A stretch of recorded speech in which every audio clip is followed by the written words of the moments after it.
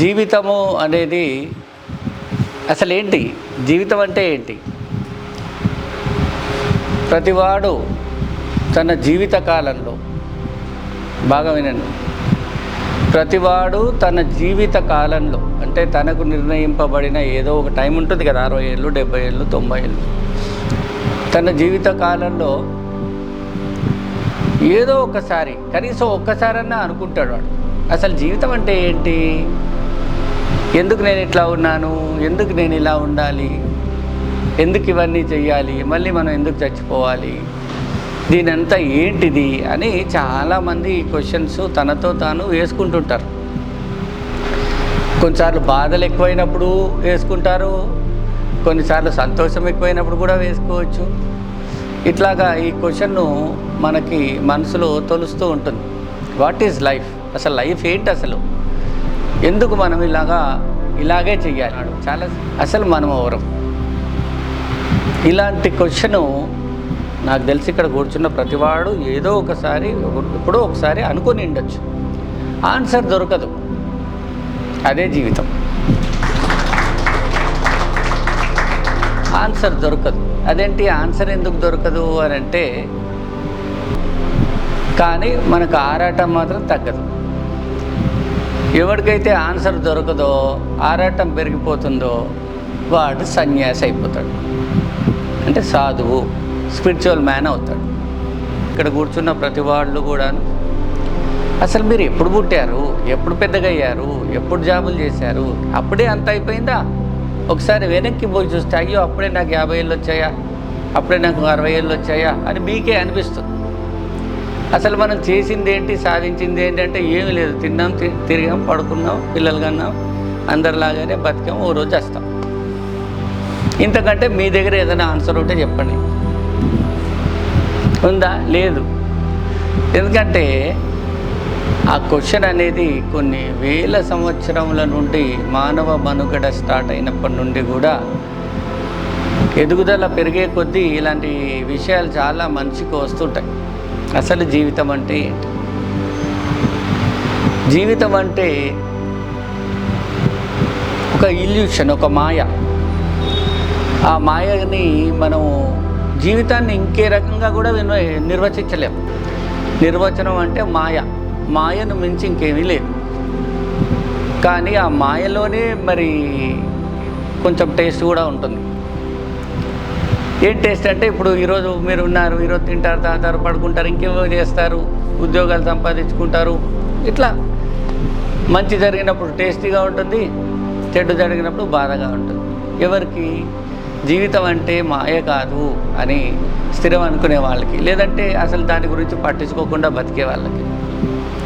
కానీ ఎవరికైతే ఎప్పుడైతే జీవితం అనేది కేవలం ఒక మాయనే, అందులో ఏమీ లేదు, నీకెన్ని పేరు ప్రఖ్యాతలు సంపాదించినా, ఎంత డబ్బు సంపాదించినా, ప్రపంచానికి నువ్వు మహారాజు అయినా కూడా నువ్వు చచ్చిపోయిన తర్వాత బూడిదతో సమానం. సరే, నువ్వు చచ్చిపోయావు, బట్ నీ తర్వాత కొన్ని వేలు తరాలు నిన్ను పూజిస్తున్నారనుకోండి, అది కూడా బూడిదే. చాలామందికి పేరు ప్రఖ్యాతలు శాశ్వతము అని అనుకుంటారు.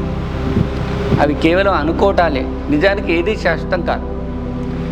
ఇప్పుడు ఎందుకు కాదు అంటే, లాజిక్ ఏంటంటే, మీకు ఎంత డబ్బులున్నా ఏమున్నా మీరు పడుకున్నప్పుడు మీకు ఏమైనా తెలుస్తుందా? తెలియదుగా. మీరు పడుకున్నాం, మరి నీకు తెలియంది ఉంటే ఏంటి, పోతే ఏంటి? అక్కడ స్వీట్ ఉందయ్యా, చూసావు, తిన్నావు, నాలుగు మీద వేసుకుంటే టేస్ట్ తెలిసింది, అంతే కదా. టేస్టే చేయకపోతే దాని టేస్టే తెలియదు. అది ఉన్నా ఒకటే, లేకున్నా ఒకటే కదా.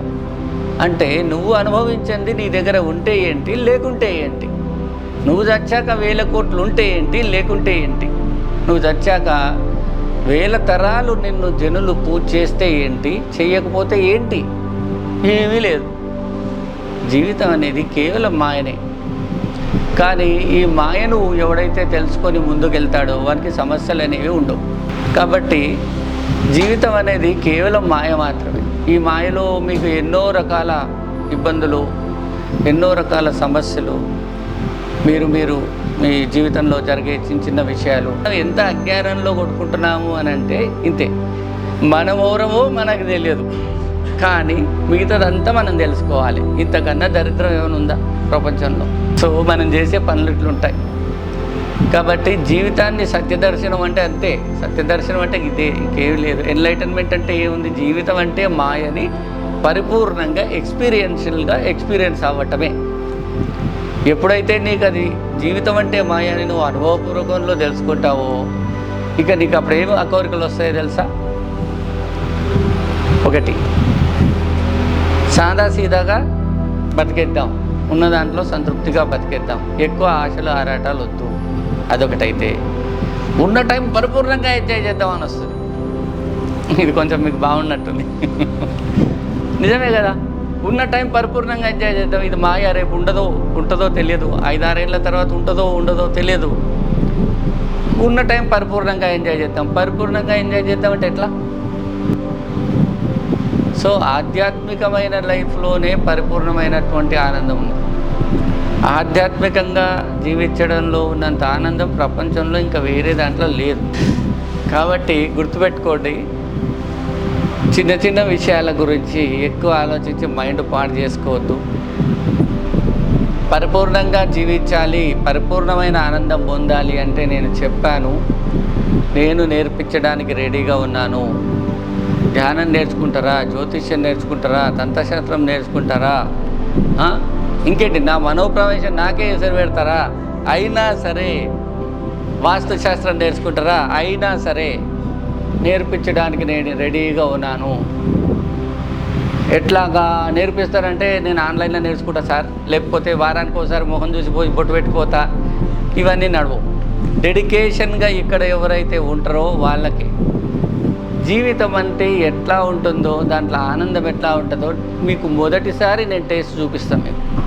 మీరు బతికిందంతా జీవితం కాదు. నేను ఇలా అంటున్నానని మీరు బాధపడద్దు. ఆ లైఫ్ని అనుభవించిన తర్వాత అప్పుడు మాకు తెలుస్తుంది, అయ్యో ఇంత బాగుంటుంది ఆ లైఫ్, నేను అనవసరంగా అంత చేసుకున్నా కదా అనిపిస్తుంది. సో లైఫ్ అనేది చాలా విలువైంది, మాయతో కూడుకున్నది. విలువైంది, మాయతో కూడుకున్నది. కాబట్టి మీరు దాని విలువ తెలుసుకొని మీకు ఏది కావాలో అది మాత్రమే తెలుసుకొని జీవన్ముక్తి పొందాలని నేను కోరుకుంటున్నా. ఓం నమః శివాయ.